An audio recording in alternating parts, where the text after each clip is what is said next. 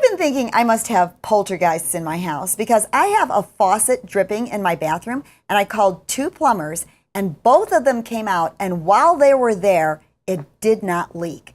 The first one stands there and goes, "Well, if it ain't broke, don't fix it." And the second one says, "Yeah, I walked into this basement in South City once, and there was about 8 inches of water, and I just stomped my foot, and the water went right down. I'm that good." Well, then I didn't have a plumber, so I asked my neighbor. She says, "Oh, I have a plumber." And she gives me the name. I call the guy, and I have to ask how much he costs because every time I call, the price goes up.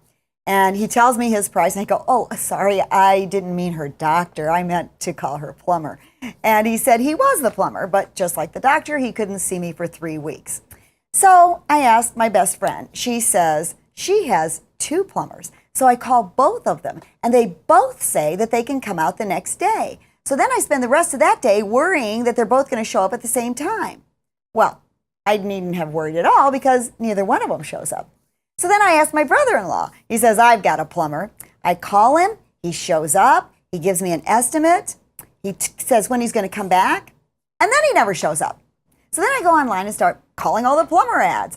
And the ones with answer services say they're not taking any new customers. The ones who have voicemail never call you back. So then I remember to call my high school friend who I hadn't seen in 20 years, who had always wanted to be a plumber.